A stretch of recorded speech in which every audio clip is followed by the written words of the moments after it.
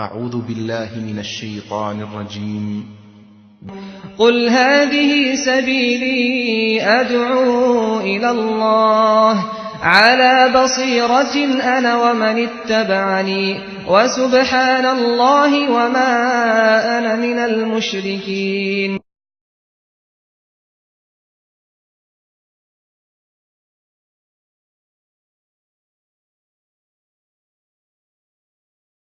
بسم اللہ الرحمن الرحیم.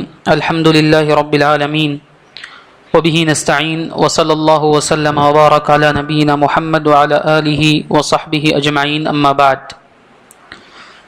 سبحانک لا علم لنا الا ما علمتنا انک انت العلیم الحکیم. اللہم علمنا ما ينفعنا وانفعنا بما علمتنا وزدنا علما. معزز حضرات اور خواتین اسلام، سورہ احزاب کے شروع میں اللہ تعالیٰ نے نبی صلی اللہ علیہ وسلم کو دو باتوں کا حکم دیا ہے. چنانچہ فرمایا یا ایھا النبی اتق اللہ ولا تطع الکافرین والمنافقین ان اللہ کان علیما حکیما. اے نبی، آپ اللہ تعالیٰ سے ڈریے اور کافرین و منافقین کی بات نہ مانیں. آپ یقیناً اللہ تعالیٰ بہت جاننے والا اور بڑی حکمت والا ہے. اللہ تعالیٰ جب نبی کریم صلی اللہ علیہ وسلم کو قرآن مجید میں خطاب کرتا ہے تو اللہ تعالیٰ بھی نبی کریم صلی اللہ علیہ وسلم کو عام نبیوں کی طرح خطاب نہیں کرتا. عام نبیوں کو جب اللہ تعالیٰ خطاب کرتا ہے تو ان کے نام سے بلایا جاتا ہے. یا موسیٰ کہا جاتا ہے یا ابراہیم کہا جاتا ہے. مگر جب نبی کریم صلی اللہ علیہ وسلم کو مخاطب کرنا ہو، آپ کا نام لینا ہو، تو آپ کو یا محمد نہیں کہا جاتا بلکہ یا ایھا النبی، اے نبی کہا جاتا ہے. جب اللہ تعالیٰ آپ کا نام لے رہا ہے تو اس وقت تعظیم کے تقاضوں کو پورا کرتے ہوئے آپ کا نام یا ایھا النبی کے ذریعے لے رہا ہے، تو امت کو بھی چاہیے کہ نبی کریم صلی اللہ علیہ وسلم کی تعظیم کریں، نبی کریم صلی اللہ علیہ وسلم کی عزت اور احترام کریں. پھر نبی کریم صلی اللہ علیہ وسلم کو جن باتوں کا حکم ہوا، پہلے تقوی کا حکم ہوا. اتق اللہ، آپ اپنے اندر اللہ تعالیٰ کا تقوی پیدا کیجیے. نبی کریم صلی اللہ علیہ وسلم سب سے بڑے متقی ہیں، سب سے زیادہ اللہ تعالیٰ سے ڈرنے والے ہیں. یہاں نبی سے خطاب کیا گیا اور اس کے ذریعے اللہ تعالیٰ امت کو یہ پیغام دینا چاہ رہا ہے کہ امت اپنے اندر تقوی پیدا کرے، اللہ تعالیٰ کا ڈر اپنے دلوں میں پیدا کرے. اور اللہ نے کہا کہ کافرین اور منافقین کی بات نہ مانیں. کافرین اور منافقین جو مشورے دیتے ہیں آپ کو، یہ مشورے آپ نہ لیا کریں. پھر اس کے بعد دور جاہلیت میں ایک عادت اور رسم پائی جاتی تھی. اس عادت کا خاتمہ اللہ تعالیٰ نے سورہ احزاب میں کیا ہے. دور جاہلیت کی رسم یہ تھی کہ اس وقت لوگ بچوں کو پالا کرتے تھے، دوسروں کے بچوں کو لے کر پالتے تھے، اپنا بیٹا بناتے تھے، جس کو لے پالک بیٹا کہتے ہیں.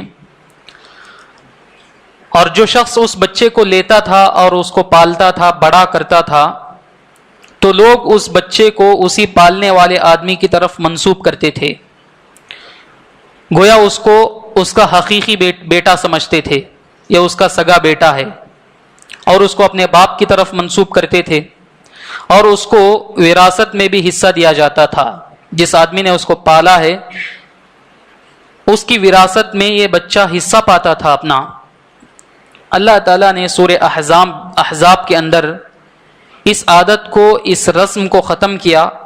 چنانچہ فرمایا وَمَا جَعَلَ أَدْعِيَاءَكُمْ أَبْنَاءَكُمْ، تمہارے لے پالک بچے تمہارے حقیقی بیٹے نہیں ہو سکتے. اللہ تعالیٰ نے ان کو تمہارے حقیقی بیٹے نہیں بنایا ہے،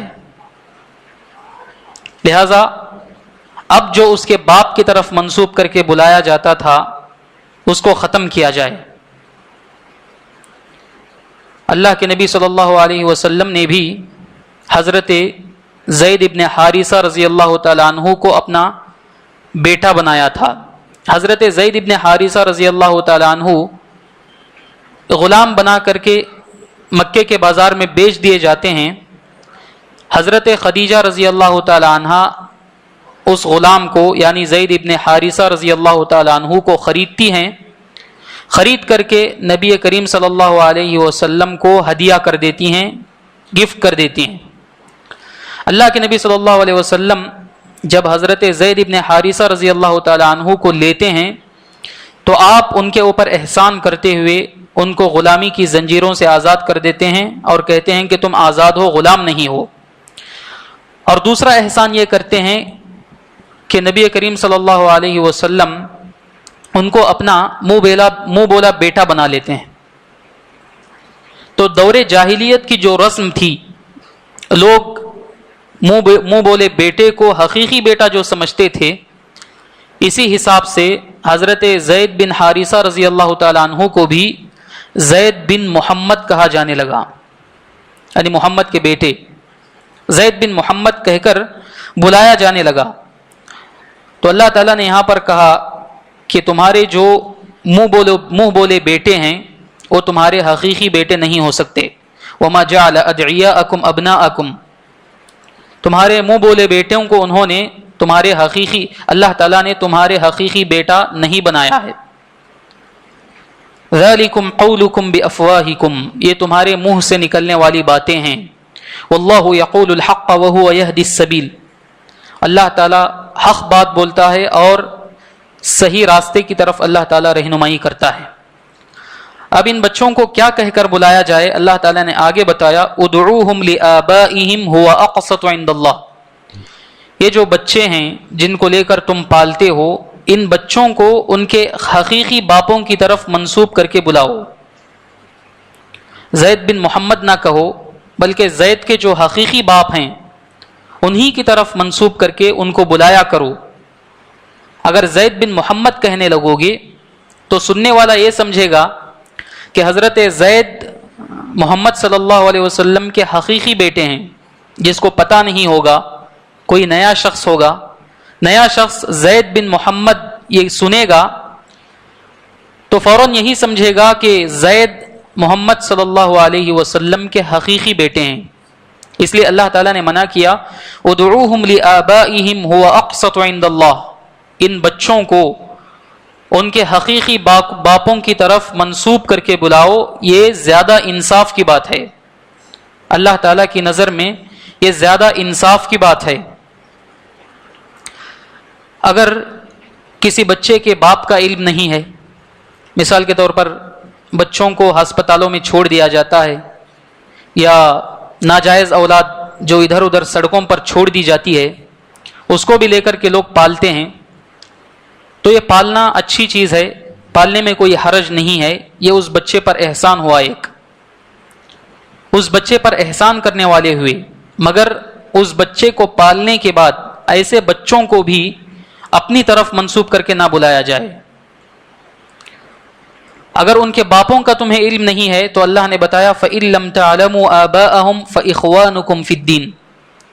اگر تم ان بچوں کے حقیقی باپوں کو نہیں جانتے ہو، ان کا علم تمہیں نہیں ہے، تو یہ بچے تمہارے دینی بھائی ہیں.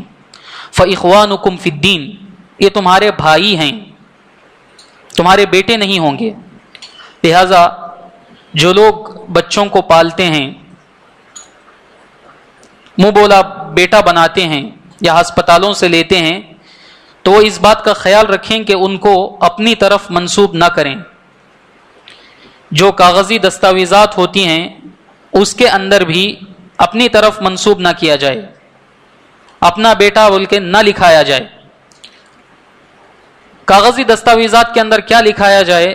علامہ ابن باز کا فتویٰ ہے، کہ اس طرح کے بچوں کو جو اسماء معبدہ ہوتے ہیں، جو نام عبد سے شروع ہوتے ہیں، عبداللہ، عبد الرحمن، عبد اللطیف، اس طرح کے جو نام ہوتے ہیں، اس طرح کسی نام کی طرف ان کے باپ کو منسوب کیا جائے۔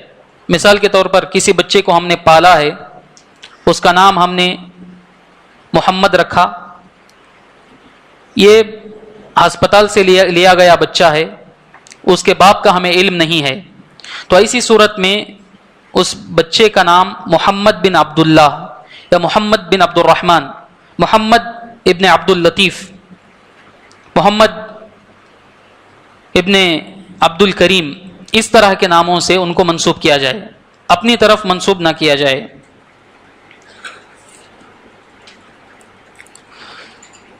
پھر اس کے بعد اللہ تعالیٰ نے آگے فرمایا النبی اولی بالمؤمنین من انفسہم وازواجہ امہاتہم، نبی کریم صلی اللہ علیہ وسلم مومنوں کے حق میں ان کی اپنی جان سے زیادہ بڑھ کر ہیں۔ نبی کریم صلی اللہ علیہ وسلم کا مقام و مرتبہ مومنوں کی نظر میں ان کی اپنی جان سے بھی زیادہ ہے۔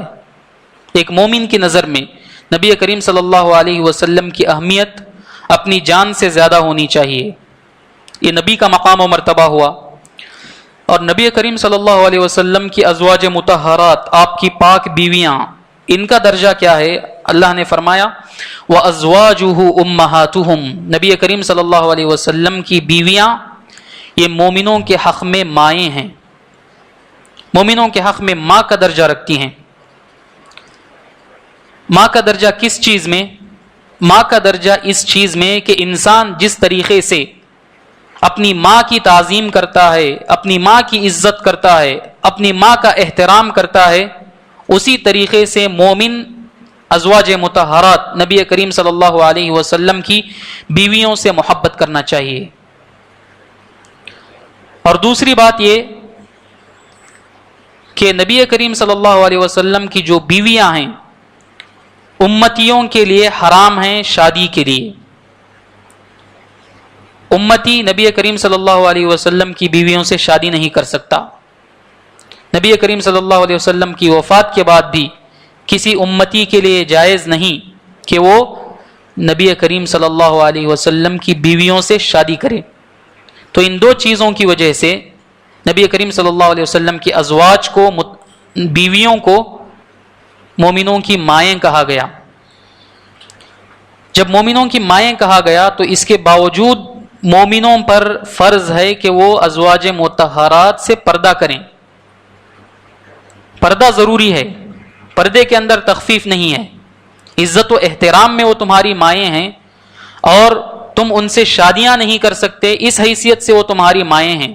جہاں تک پردے کی بات ہے، حجاب کی بات ہے، تو نبی کریم صلی اللہ علیہ وسلم کی ازواج مطہرات سے بھی حجاب کیا جاتا تھا۔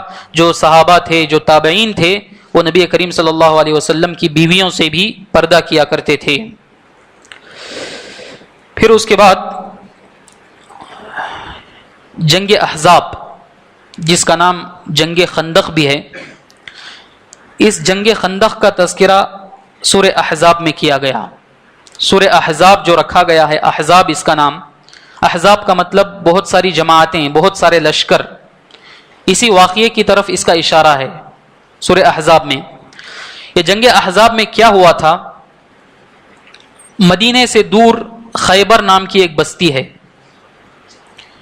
اس خیبر نام کی بستی میں یہودیوں کا ایک قبیلہ رہتا تھا، وہاں آباد تھا۔ یہودیوں کا یہ قبیلہ جو دوسرے مشرکین عرب تھے، ان مشرکین عرب کو مدینے پر حملہ کرنے کے لیے، مدینے پر لڑائی کرنے کے لیے ان کو ابھارا، ان کو اکسایا۔ جو مشرکین مکہ تھے، مکے میں جو مشرکین رہا کرتے تھے، ان کو تیار کیا مدینے پر حملہ کرنے کے لیے۔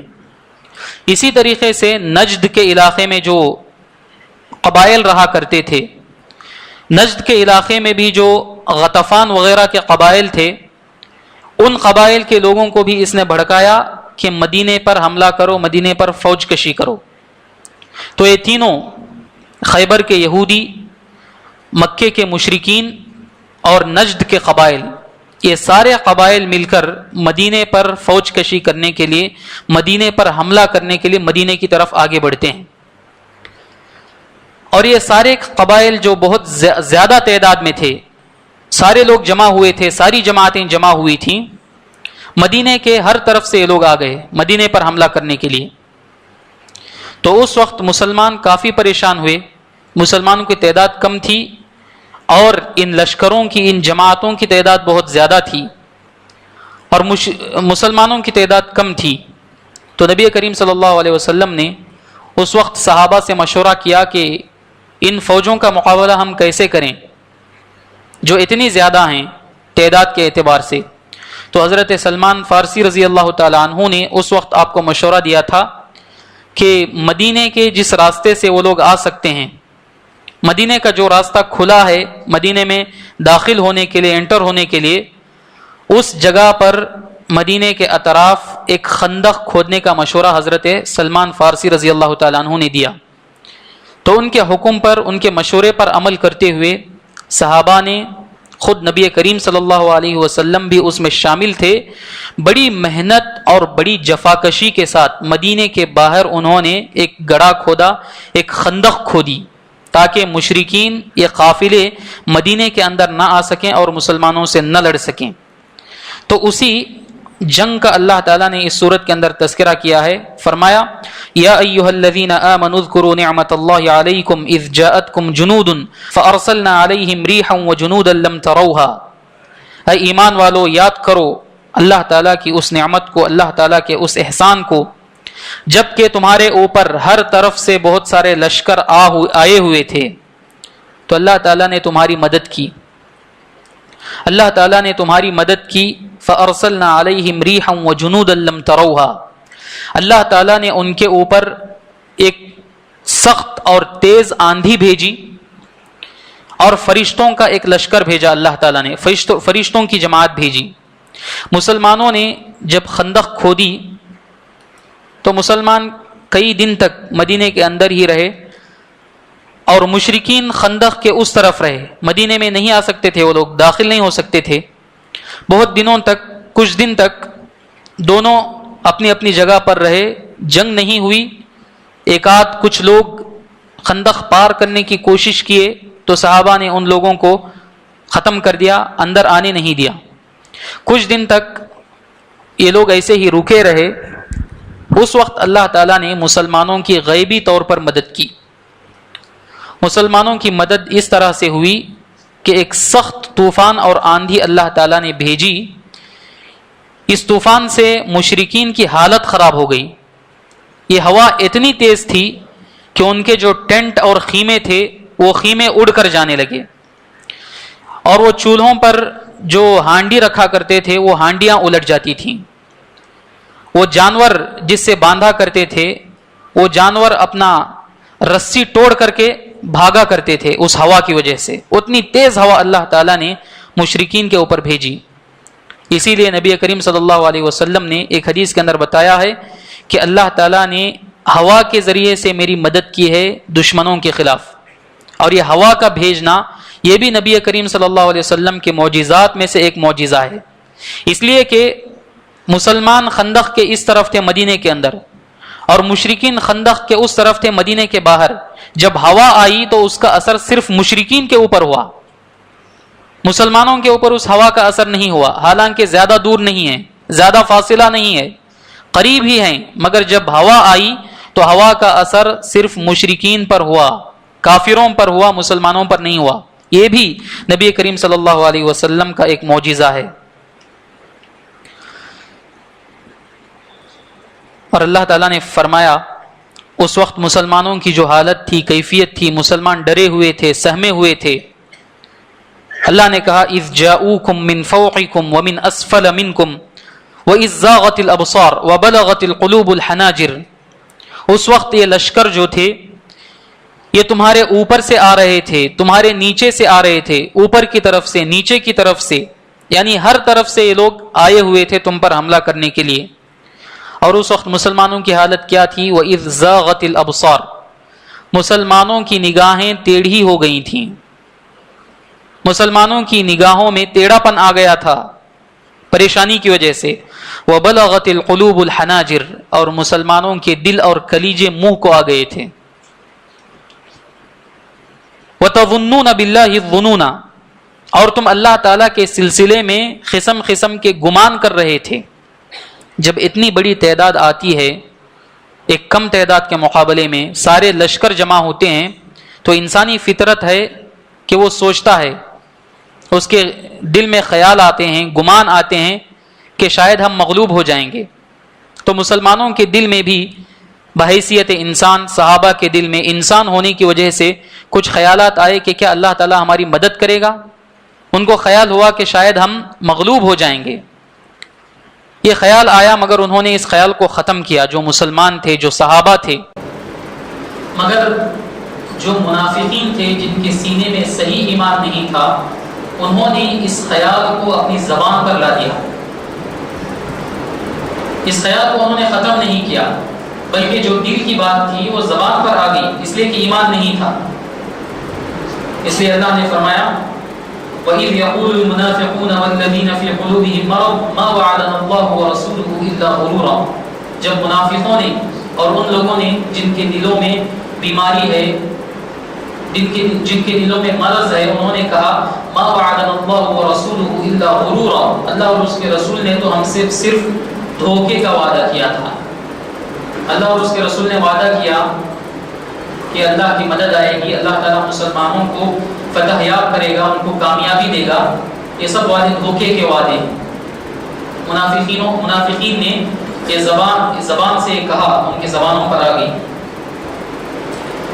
تو یہ اس طرح کے خطرناک حالات تھے. مسلمان پریشان تھے اور اللہ تعالیٰ نے پریشانی کے اس وقت میں اس موڑ پر مسلمانوں کی دعا قبول کی اور ان کو غیبی طور پر مدد کرتے ہوئے اس لشکر کو ختم کر دیا. پھر اس کے بعد اللہ تعالیٰ نے آگے فرمایا لَقَدْ كَانَ لَكُمْ فِي رَسُولِ اللَّهِ أُسْوَةٌ حَسَنَةٌ لِمَنْ كَانَ يَرْجُو اللَّهَ وَالْيَوْمَ الْآخِرَ وَذَكَرَ اللَّهَ كَثِيرًا. یقیناً تمہارے لیے نبی کریم صلی اللہ علیہ وسلم کی ذات میں نمونہ ہے، آئیڈیل ہے. کن لوگوں کے لیے؟ لِمَنْ كَانَ يَرْجُو اللَّهَ وَالْيَوْمَ الْآخِرَ، ان لوگوں کے لیے جو اللہ تعالیٰ کی اور یوم آخرت کی امید رکھتے ہیں اور کثرت سے اللہ تعالیٰ کو یاد کرتے ہیں. یہ آیت اصل میں اسی جنگ کے پس منظر میں، اسی جنگ کے بیک گراؤنڈ میں نازل ہوئی تھی. جو خندق کھودی گئی تھی، اس خندق کے کھودتے وقت نبی کریم صلی اللہ علیہ وسلم نے صرف حکم نہیں دیا صحابہ کو کہ تم لوگ خندق کھودو، بلکہ نبی کریم صلی اللہ علیہ وسلم بنفس نفیس اس خندق کو کھودنے میں شامل تھے. آپ خود خندق کھود رہے تھے، آپ خود محنت کر رہے تھے. تو کچھ مسلمان جو شکوہ کر رہے تھے، جن کو شکایت ہو رہی تھی محنت کی وجہ سے، تو اللہ تعالیٰ نے ان کے بارے میں کہا کہ نبی کریم صلی اللہ علیہ وسلم کی ذات تمہارے لیے نمونہ ہے. خود نبی کریم صلی اللہ علیہ وسلم محنت کر رہے ہیں، خندق کھود رہے ہیں، لہٰذا تم محنت کرو، خندق کھودو. تو یہ خاص پس منظر میں آیت نازل ہوئی، مگر اس کا حکم عام ہے. عام اس حیثیت سے ہے کہ قیامت تک آنے والے انسانوں کے لیے نبی کریم صلی اللہ علیہ وسلم کی زندگی میں بہترین اسوہ ہے، اسوہ حسنہ ہے. ہر انسان نبی کریم صلی اللہ علیہ وسلم کی زندگی کو دیکھ کر سبق حاصل کر سکتا ہے. نبی کریم صلی اللہ علیہ وسلم کی زندگی کو دیکھ کر اپنی زندگی سدھار سکتا ہے. نبی کی زندگی میں ہر انسان کے لیے اسوہ ہے.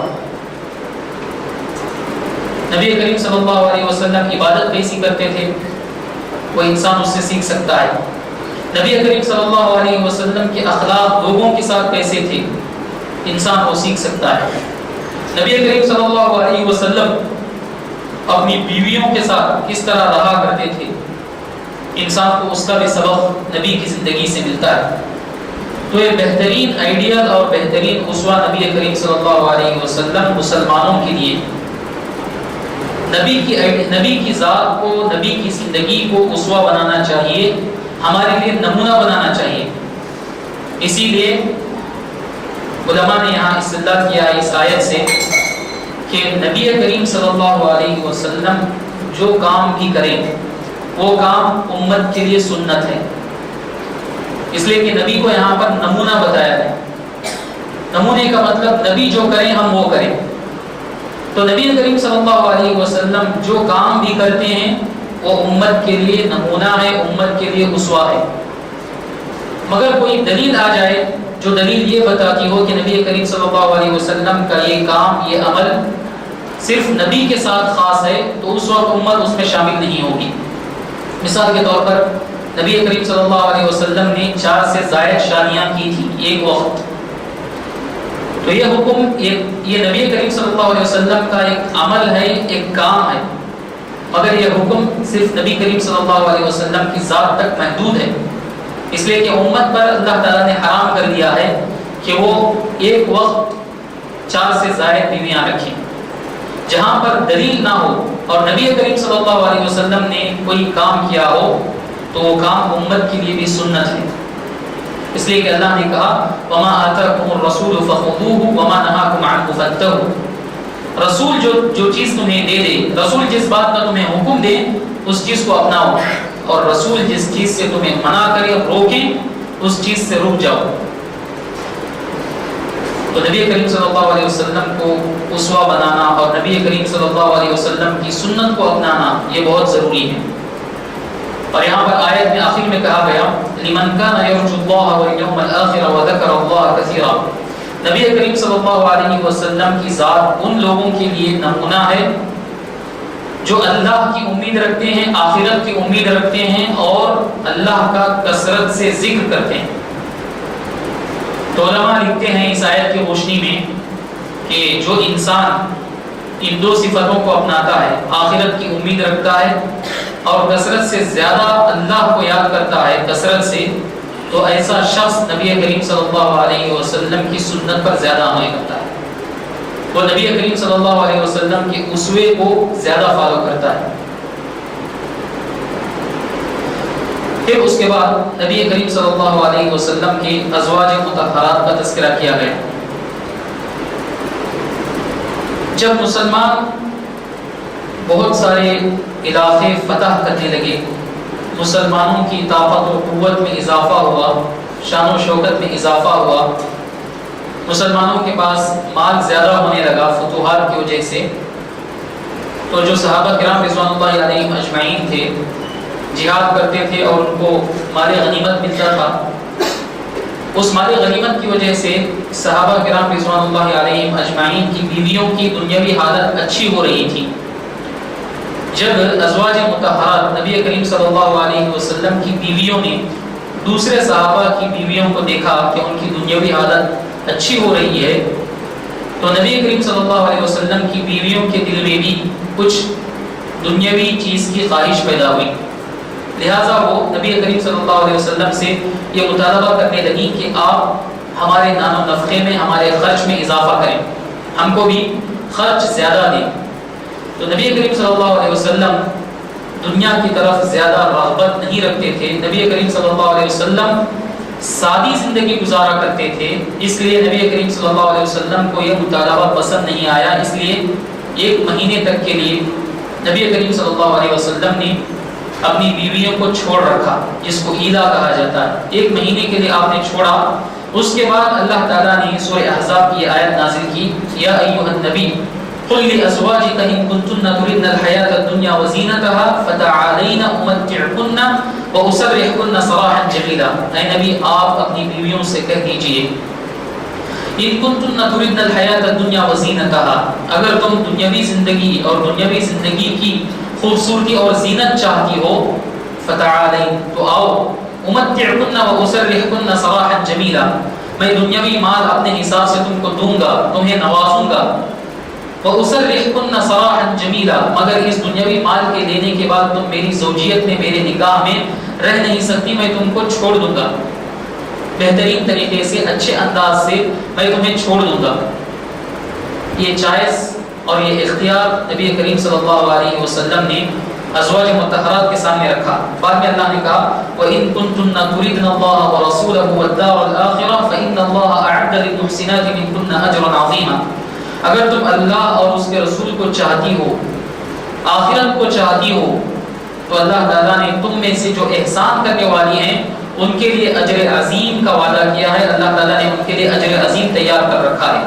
ازواج مطہرات کو دو چیزوں کا اختیار دیا گیا، یا تو دنیاوی آرائش کو لو، دنیاوی آرام کو لو، اور نبی کریم صلی اللہ علیہ وسلم کی زوجیت میں تم رہ نہیں سکتی، یا آخرت کو لو، رسول کو لو، اللہ کو لو، اور آخرت کی جو نعمتیں ہیں ان کو لو۔ تو اللہ کے نبی صلی اللہ علیہ وسلم نے یہ اختیار اپنی بیویوں کے سامنے رکھا۔ سب سے پہلے حضرت عائشہ کے سامنے یہ چیز رکھی اور حضرت عائشہ سے کہا کہ تم سوچ کر کے بتاؤ اور اپنے والدین سے بھی مشورہ کرو۔ تو حضرت عائشہ نے فوراً کہا میں آپ کے سلسلے میں کیا سوچ سکتی ہوں، میں آپ کے مقابلے میں کس کو ترجیح دے سکتی ہوں۔ حضرت عائشہ نے فوراً کہا کہ مجھے دنیا نہیں چاہیے، دنیا کی زیب و زینت نہیں چاہیے، میں آپ کی زوجیت میں آپ کی بیوی بن کر رہنا پسند کرتی ہوں، مجھے آخرت چاہیے۔ حضرت عائشہ کا جواب یہ تھا۔ حضرت عائشہ کے بعد نبی کریم صلی اللہ علیہ وسلم کی دوسری بیویاں بھی، اس وقت نبی کریم صلی اللہ علیہ وسلم کے نکاح میں 9 بیویاں تھیں، 9 بیویوں نے بھی حضرت عائشہ کے ساتھ آخرت کو ترجیح دی، نبی کریم صلی اللہ علیہ وسلم کے ساتھ رہنے کو ترجیح دی، اور جو آخرت کا وعدہ اللہ تعالیٰ نے ان سے کیا ہے اجر عظیم کا، اس اجر عظیم کو انہوں نے ترجیح دی۔ اس سے ازواج مطہرات نبی کریم صلی اللہ علیہ وسلم کی بیویوں کا مقام و مرتبے کا پتہ چلتا ہے کہ انہوں نے دنیاوی زیب و زینت کو، دنیاوی آرائش کو، دنیاوی آسائش کو انہوں نے ترجیح نہیں دی، بلکہ آخرت کو انہوں نے ترجیح دی۔ ان کی نگاہوں میں آخرت زیادہ عزیز تھی، ان کی نگاہوں میں آخرت زیادہ پیاری تھی اس دنیا کے مقابلے میں۔ اور اللہ نے کیا کہا؟ فَإِنَّ اللَّهَ أَعَدَّ لِلْمُحْسِنَاتِ مِنْكُنَّ أَجْرًا عَظِيمًا۔ تم میں سے جو احسان کرنے والی ہیں، تم میں سے جو نیکی کرنے والی ہیں، ان کے لیے اللہ تعالیٰ نے اجر عظیم کا وعدہ کیا ہے۔ اس آیت سے علماء نے استدلال کیا ہے کہ نسبت سے انسان کو آخرت میں فائدہ ہونے والا نہیں ہے۔ کوئی کسی نبی کا بیٹا ہے، کوئی کسی نبی کی بیوی ہے، تو اس نسبت کی وجہ سے آخرت میں انسان کو فائدہ نہیں ہوگا۔ آخرت میں انسان کو فائدہ ہوتا ہے اس کی نیکی سے، اس کے احسان سے، اس کے عمل سے۔ تو دنیا میں کسی عالم کا بیٹا ہونے سے، کسی سردار کا بیٹا ہونے سے، یا کسی عالم کا بھائی ہونے سے انسان کو فائدہ نہیں ہوگا آخرت کا، بلکہ انسان کے عمل سے فائدہ ہوگا۔ پھر آگے اللہ تعالیٰ نے ازواج مطہرات کو کچھ باتوں کی نصیحت فرمائی۔ فرمایا یا نساء النبی لستن کأحد من النساء ان اتقیتن فلا تخضعن بالقول۔ اے نبی کی بیویوں، تم عام عورتوں کی طرح ایک عورت نہیں ہو، عام عورتوں کی طرح تمہارا درجہ نہیں ہے اگر تم تقوی اختیار کرتی ہو، لہذا تمہیں کیا کرنا ہے؟ فلا تخضعن بالقول، جب تم بات کرو تو ہلکی اور دھیمی آواز میں بات نہ کرو، نازک لب و لہجے میں بات نہ کرو۔ جس طرح اللہ تعالیٰ نے عورت کی صورت میں، عورت کے جسم میں خوبصورتی رکھی ہے، مرد کے لیے کشش کا سامان رکھا ہے، اسی طرح اللہ تعالیٰ نے عورت کی جو آواز ہے، عورت کی آواز کو بھی عورت کی آواز میں بھی کشش ہے۔ اس لیے ازواج مطہرات کو حکم ہوا، یہ حکم صرف ازواج مطہرات کے لیے نہیں ہے بلکہ ساری عورتوں کے لیے، ساری مومنہ عورتوں کے لیے۔ فلا تخضعن بالقول، اپنے لب و لہجے کو نرم نہ رکھو، نازک نہ رکھو، اپنے لب و لہجے کے اندر کچھ تصنع کے ساتھ، کچھ اپنی طرف سے سخت بناؤ۔ فیطمع الذی فی قلبہ مرض، اگر نرم لب و لہجہ رہے گا تو جس انسان کے دل میں مرض ہے، بیماری ہے، وہ عورت کے سلسلے میں خواہش کرے گا۔ اور فرمایا وَقُلْنَ قَوْلًا مَعْرُوفًا، تمہارا لب و لہجہ صرف سختی والا ہونا چاہیے مگر تمہاری بات سخت نہیں ہونی چاہیے، تمہاری بات قول معروف، اچھی بات ہونی چاہیے۔ صرف لب و لہجے کے اعتبار سے لب و لہجے کو کچھ سخت بنایا جائے۔ اس کے بعد آگے اللہ تعالیٰ نے فرمایا وَقَرْنَ فِي بُيُوتِكُنَّ وَلَا تَبَرَّجْنَ تَبَرُّجَ الْجَاهِلِيَّةِ الْأُولَى، تم اپنے گھروں میں رہو، اپنے گھروں کو لازم پکڑو اور جاہلیت کی طرح بے پردگی کے ساتھ نہ پھرو. ولا تبرجنا تبرج الجاہلیۃ الاولی، جاہلیت کی جو بے پردگی ہے ویسی بے پردگی نہ کیا کرو. تو اس آیت سے علماء نے استدلال کیا ہے کہ عورت کو گھر کے اندر رہنا چاہیے. عورت کی ذمہ داری، عورت کی ڈیوٹی اللہ تعالیٰ نے گھر کے اندر رکھی ہے. گھر کے جو کام کاج ہیں، اولاد کی تربیت، گھر کے اندر دینی ماحول پیدا کرنا، اولاد کی صحیح تربیت کرنا، یہ عورت کا مشغلہ ہے، یہ عورت کا کام ہے، عورت کا میدان ہے. اسلام نے عورت سے یہ نہیں کہا ہے کہ وہ بازاروں میں آئے، وہ سیاست میں اترے، وہ کاروبار اور بزنس کرے. ان تمام چیزوں کا حکم اللہ تعالیٰ نے عورت کو نہیں دیا ہے، بلکہ عورت کو حکم ہوا ہے کہ وہ گھر میں رہے. پھر آگے اللہ تعالیٰ نے فرمایا وَاذْكُرْنَ مَا يُتْلَى فِي بُيُوتِكُنَّ مِنْ آيَاتِ اللَّهِ وَالْحِكْمَةِ. اللہ تعالیٰ کی آیتیں اور نبی کریم صلی اللہ علیہ وسلم کی جو احادیث ہیں، ان احادیث کو یاد کیا کرو. جو حدیثیں اور قرآن کی جو آیتیں تم پر پڑھی جاتی ہیں، ان آیتوں کو یاد کیا کرو، ان کا ذکر کیا کرو. تو گھروں کے اندر قرآن مجید کا اور حدیث رسول صلی اللہ علیہ وسلم کا ورد ہونا چاہیے. قرآن مجید کی آیتیں گھروں کے اندر سنائی دینی چاہیے. نبی کریم صلی اللہ علیہ وسلم کی احادیث گھر کے اندر پڑھی جانی چاہیے. گھر کے اندر یہ چیزیں آئیں گی تو گھروں میں برکت آئے گی، گھر شر سے محفوظ رہیں گے. آج ہمارے معاشرے کے اندر دوسری سب چیزیں سنائی دیتی ہیں، گانے کی آوازیں سنائی دیتی ہیں، قسم قسم کی دوسری آوازیں سنائی دیتی ہیں، مگر اللہ اور اس کے رسول کی آواز گھروں میں سنائی نہیں دیتی. جب حالت ایسی رہے گی تو گھروں کے اندر برکت کیسے آئے گی؟ گھر شر سے کیسے محفوظ رہیں گے؟ گھر برائی سے کیسے محفوظ رہیں گے؟ پھر اس کے بعد اللہ تعالیٰ نے حضرت زید بن حارثہ رضی اللہ تعالیٰ عنہ کے ہی واقعے کا اور تذکرہ کیا کہ جیسا کہ میں نے بتایا دور جاہلیت میں لوگ منہ بولے بیٹے کو سگا بیٹا سمجھتے تھے، اور سگے بیٹی کی بیوی سے سسرا جس طرح شادی نہیں کر سکتا، اسی طریقے سے منہ بولے بیٹے کی بیوی کو بھی شادی نہیں کرتے تھے، لوگ حرام سمجھتے تھے. اللہ تعالیٰ نے اس رسم کو بھی توڑنا چاہا. چنانچہ حضرت زید بن حارثہ رضی اللہ تعالیٰ عنہ کی شادی حضرت زینب بنت جحش سے ہوتی ہے. حضرت زینب بنت جحش جو آپ صلی اللہ علیہ وسلم کی پھوپھی زاد بہن ہیں، ان سے ہوتی ہے. مگر چونکہ حضرت زینب بنت جحش یہ بڑے خاندان کی عورت ہوتی ہیں، خاندان کے اعتبار سے، نسب کے اعتبار سے یہ اونچے خاندان والے ہوتی ہیں، اور حضرت زید بن حارثہ غلام ہیں جو آزاد کیے گئے ہیں. اس لیے ان دونوں کے درمیان تعلقات نبھ نہیں پاتے، ان دونوں کے اندر تعلقات میں خرابی آتی ہے، اور حضرت زید بن حارثہ حضرت زینب بنت جحش کو طلاق دے دیتے ہیں. اور طلاق دینے کے بعد اللہ کے نبی صلی اللہ علیہ وسلم کا نکاح حضرت زینب بنت جحش سے ہوتا ہے. اس کے ذریعے اللہ تعالیٰ نے یہ رسم توڑی کہ منہ بولے بیٹے کی بیوی سے شادی کر سکتے ہو، حرام نہیں ہے. اور اس کی ابتدا نبی کریم صلی اللہ علیہ وسلم کی ذات سے ہوئی. اسی لیے اللہ نے کہا ما كان محمد ابا احد من رجالكم ولكن رسول الله وخاتم النبيين. محمد صلی اللہ علیہ وسلم کی ذات تم میں سے، مردوں میں سے کسی مرد کے باپ آپ نہیں ہیں. نبی کریم صلی اللہ علیہ وسلم کسی مرد کے باپ نہیں ہیں، لہذا زید بن حارثہ کے بھی آپ باپ نہیں ہوئے. آپ صلی اللہ علیہ وسلم کی جو حقیقی اولاد تھی، جو بیٹے آپ کے ہوئے تھے، وہ بیٹے بھی بڑے ہونے سے پہلے ہی اس دنیا سے رخصت ہو گئے، چلے گئے. آپ اپنی حقیقی اولاد کے بھی باپ نہیں ہیں، تو حضرت زید بن حارثہ کے بھی آپ باپ نہیں ہیں.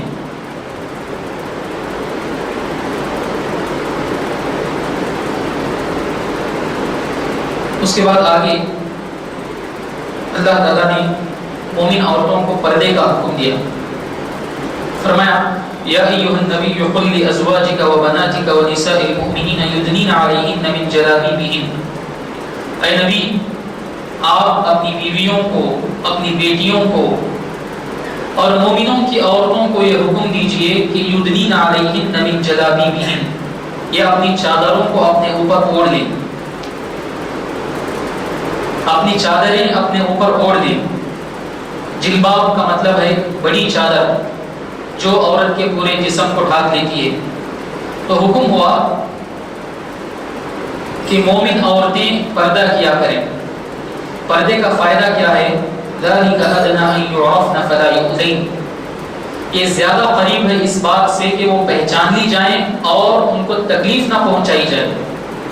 مطلب یہ ہے کہ جب ایک عورت باپردہ طریقے سے گھر کے باہر نکلتی ہے، اپنے جسم کو ڈھانپتے ہوئے گھر سے باہر نکلتی ہے، تو شریف لوگ جب اس قسم کی عورت کو دیکھتے ہیں تو وہ پہچان لیتے ہیں کہ یہ شریف گھرانے سے تعلق رکھنے والی عورت ہے، یہ شریف عورت ہے، اس لیے وہ اس عورت کو تکلیف دینے کی یا اسے چھیڑنے کی ہمت نہیں کرتے۔ اس کے مقابلے میں جو عورت بے پردہ طریقے سے نکلتی ہے، اپنے جسم کی نمائش کرتے ہوئے گھر سے نکلتی ہے، پردے کے تقاضوں کو پورا نہ کرتے ہوئے گھر سے نکلتی ہے، تو ایسی عورتوں کو چھیڑنے کے لیے بھی شریروں کا رجحان بڑھتا ہے اور ان کی ہمت ہوتی ہے۔ اسی لیے اللہ نے کہا ذَلِكَ أَدْنَىٰ أَن يُعْرَفْنَ فَلَا يُؤْذَيْنَ، یہ چیز زیادہ قریب ہے اس بات سے کہ عورتیں پہچان لی جائیں، ان کی حالت پہچان لی جائیں اور ان کو تکلیف نہ پہنچائی جائے۔ تو یہ پردے کا فائدہ ہے کہ پردے سے عورت محفوظ رہتی ہے، عورت کا دین بھی محفوظ رہتا ہے اور عورت کی ذات بھی محفوظ رہتی ہے۔ پھر اس کے بعد سورہ سبا شروع ہوتی ہے۔ سورہ سبا میں اللہ تعالیٰ نے حضرت سلیمان اور داؤد کا ذکر کیا ہے۔ حضرت داؤد کے بارے میں کہا کہ حضرت داؤد کے لیے ہم نے لوہے کو نرم کر دیا تھا، وَأَلَنَّا لَهُ الْحَدِيدَ، حضرت داؤد کے لیے ہم نے لوہے کو نرم کر دیا تھا جس سے وہ قسم قسم کی چیزیں بناتے تھے اور استعمال کی چیزیں بناتے تھے۔ اللہ تعالیٰ نے ان نعمتوں کا ذکر کرنے کے بعد کہا اعملوا آل داؤد شکرا، اے آل داؤد تم شکر ادا کیا کرو، اللہ تعالیٰ نے جو نعمتیں تمہیں دے رکھی ہیں ان نعمتوں پر شکر گزاری کرو۔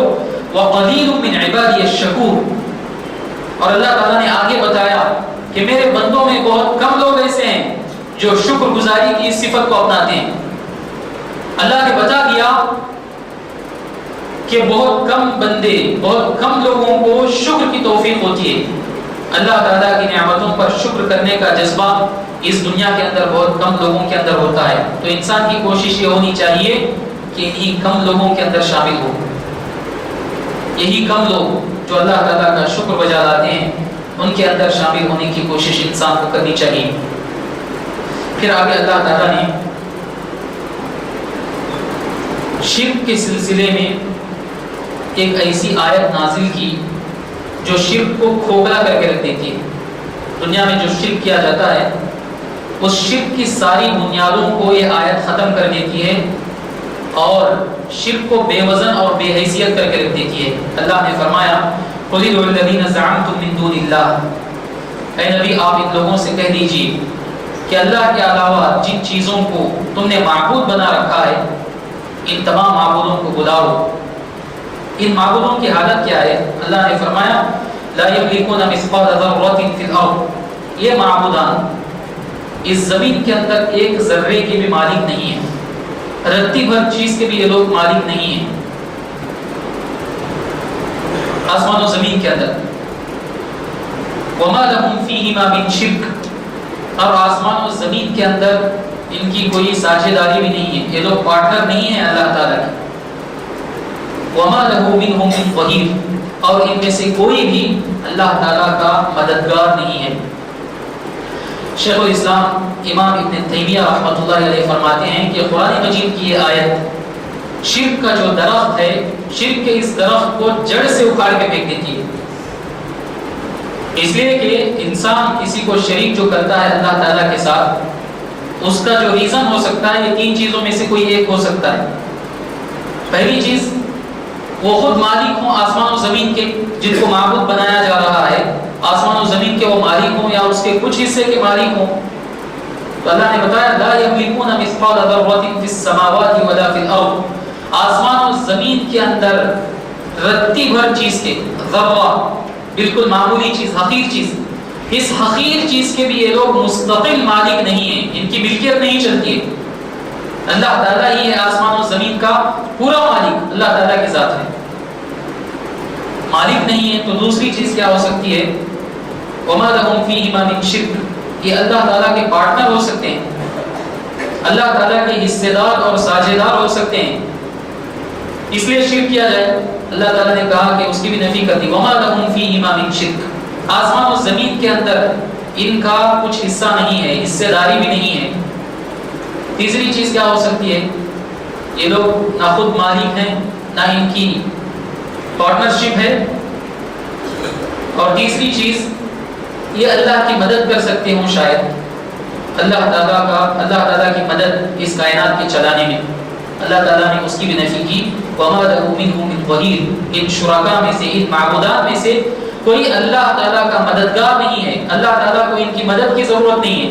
جب یہ تینوں چیزیں ختم ہوئیں تو کس اعتبار سے، کس منطق کے حساب سے ان کی معبود، ان کی عبادت کی جاتی ہے اور ان کے سامنے انسان سجدہ کرتا ہے؟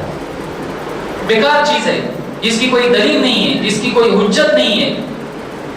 یہ شرک اتنا گیا گزرا ہے۔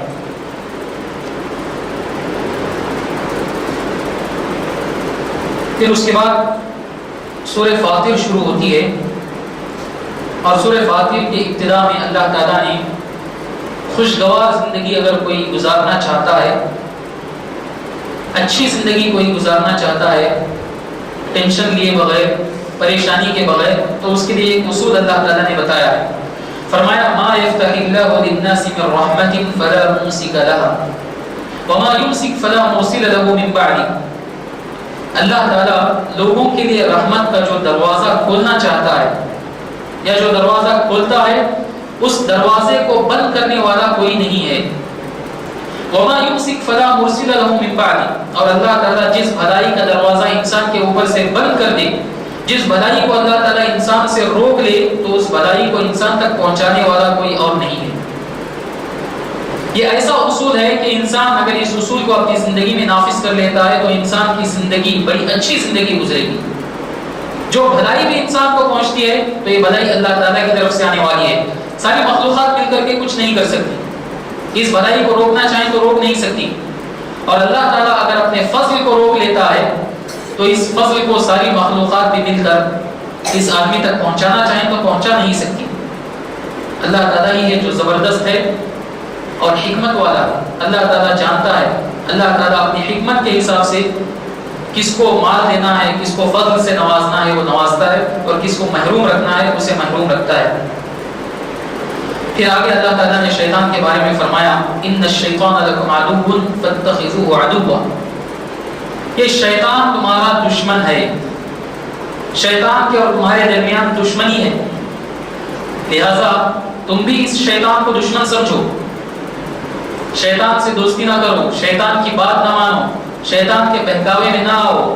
یہ شیطان کا کام ہی ہے بنی آدم کو بہکانا، بنی آدم کو اپنے نرغے میں لینا، گناہوں کی طرف ابھارنا، یہ سب شیطان کی ڈیوٹی ہے، شیطان کا کام ہے۔ لہٰذا یہ شیطان تمہارا دشمن ہے، اور دشمن کبھی اپنے دشمن کے لیے خیر خواہی نہیں کرتا، دشمن کبھی اپنے دشمن کے لیے اچھا نہیں سوچتا، برا ہی سوچتا ہے۔ لہٰذا شیطان دشمن ہے، جس طرح تم اس دنیا کے اندر اپنے دشمن سے بچ کر چلتے ہو، اپنے دشمن کی سازش سے، اس کی پلاننگ سے بچ کر چلتے ہو، اس سے کہیں زیادہ اس شیطان کی دشمنی سے بچو، اس شیطان کو بڑا دشمن سمجھو، وہ تمہیں بہکاوے میں نہ لائے۔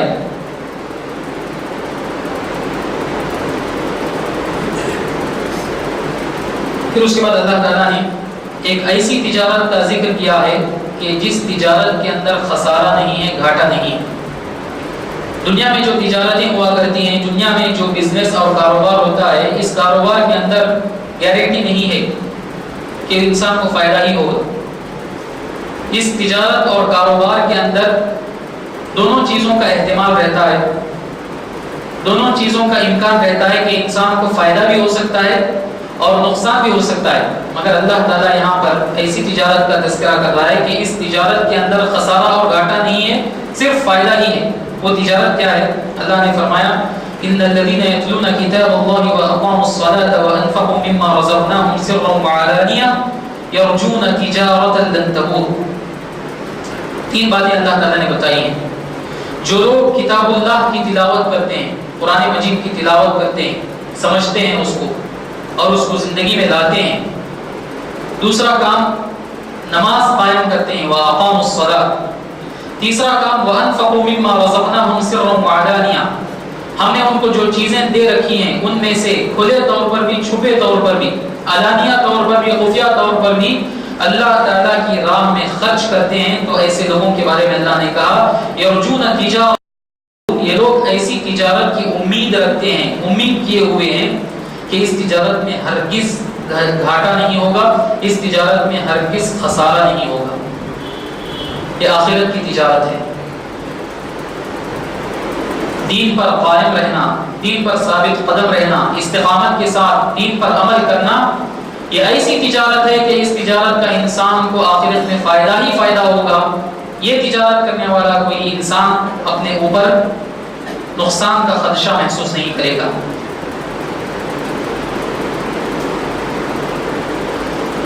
پھر اس کے بعد اللہ تعالیٰ نے فرمایا وَلَا يَحِيقُ الْمَكْرُ السَّيِّئُ إِلَّا بِأَهْلِهِ، جو بری پلاننگ ہوتی ہے، بری سازش ہوتی ہے، برے ارادے جو انسان کرتا ہے دوسروں کے ساتھ، اللہ تعالیٰ نے اس آیت میں بتایا کہ برا ارادہ یا برا پلان یہ انسان ہی کو اپنے گھیرے میں لیتا ہے۔ جو برا ارادہ کرنے والا ہے، دوسروں کے ساتھ بری پلاننگ کرنے والا ہے، یہ بری پلاننگ خود اس پلان کرنے والے انسان کو اپنے نرغے میں لیتی ہے اور اسی کو ہلاک و برباد کرتی ہے۔ فرمایا وَلَا يَحِيقُ الْمَكْرُ السَّيِّئُ إِلَّا بِأَهْلِهِ، بری پلاننگ کرنے والے ہی کو گھیر لیتی ہے، اس کو ہلاک کرتی ہے، برباد کرتی ہے۔ لہذا دوسرے انسانوں کے ساتھ اچھا سوچنا چاہیے، ان کو خیر پہنچانے کی کوشش ہونی چاہیے، ان کو ہماری طرف سے اچھائی ہونی چاہیے، ہماری طرف سے نقصان نہیں پہنچنا چاہیے۔ اللہ کے نبی صلی اللہ علیہ وسلم نے حدیث کا ارشاد فرمایا خیر الناس انفعهم للناس، لوگوں میں سب سے بہتر انسان وہ ہے جو دوسرے لوگوں کے لیے سب سے زیادہ نفع بخش ثابت ہو۔ پھر اس سورہ کے آخر میں اللہ تعالیٰ نے اپنا ایک قانون بتایا اور اپنی رحمت کا ایک مظہر اللہ تعالیٰ نے یہاں پر دکھایا وَلَوْ يُؤَاخِذُ اللَّهُ النَّاسَ بِمَا كَسَبُوا مَا تَرَكَ عَلَى ظَهْرِهَا مِن دَابَّةٍ، اگر اللہ تعالیٰ لوگوں کو ان کے اعمال کی وجہ سے، ان کے گناہوں کی وجہ سے ان کا مواخذہ کرنے لگے، ان کی فوراً پکڑ کرنے لگے ان کے گناہوں کی وجہ سے، مَا تَرَكَ عَلَى ظَهْرِهَا مِن دَابَّةٍ، اس روئے زمین پر کوئی جان باقی نہیں رہے گی، اس روئے زمین پر کوئی انسان باقی نہیں رہے گا۔ اگر اللہ تعالیٰ انسان کے گناہوں پر، انسان کی معصیتوں پر فوراً سزا دے، اس کو ٹائم دیے بغیر، اس کو وقت دیے بغیر، مہلت دیے بغیر اللہ تعالیٰ فوراً سزا دینے لگ جائے، تو انسان کے اعمال، انسان کے گناہ اتنے زیادہ ہیں اور انسان کے کرتوت اتنے گئے گزرے ہیں کہ اس روئے زمین پر کوئی انسان باقی نہیں بچے گا۔ یہ اللہ تعالیٰ کی رحمت ہے جو انسانوں کو چھوڑتی ہے، انسانوں کو اللہ تعالیٰ مہلت دیتا ہے تاکہ توبہ کرنے والا توبہ کرے، تاکہ سدھرنے والا سدھر جائے۔ اس لیے کہا وَلَكِنْ يُؤَخِّرُهُمْ إِلَىٰ أَجَلٍ مُّسَمًّى، لیکن اللہ تعالیٰ ایک متعین وقت تک لوگوں کو تاخیر کرتا ہے، لوگوں کو ڈھیل دیتا ہے۔ اس ڈھیل سے فائدہ اٹھانا چاہیے اور انسان اپنی حالت سدھارنا چاہیے، اپنی اصلاح کرنا چاہیے، اور ان گناہوں میں، معصیتوں میں، غلط کاموں میں ایسا ہی انسان آگے نہیں بڑھنا چاہیے۔ اللہ جو موقع دیتا ہے اس موقع سے انسان سدھر جانا چاہیے، سمجھ جانا چاہیے۔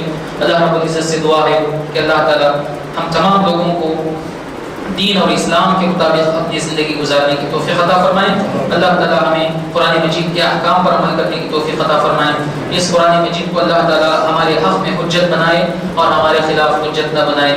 جب تک دنیا میں رکھے توحید کے ساتھ، اسلام کے ساتھ رکھے، اور جب ہمارا خاتمہ ہو تو خاتمہ بالخیر۔